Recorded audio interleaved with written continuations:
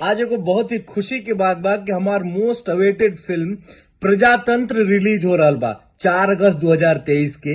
UP, Mumbai, Gujarat, Delhi और पंजाब के आप सबके नजदीकी सिनेमा घरन में। तो वो सब जाई जा, देखी जा और खूब प्यार दुलार आशीर्वाद दी जा। प्रणाम। ये हरामी के इंसान बनावे हमारा बहुत अच्छा तरीका से आवेला।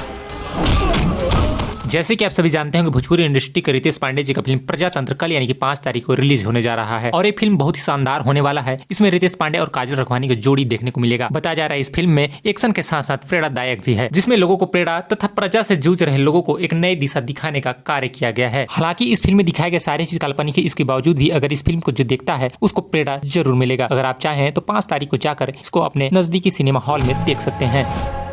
और जो हमारा इज्जत से खिलवाड़ करी तो करा के चीर फाड़ के फेंक दे।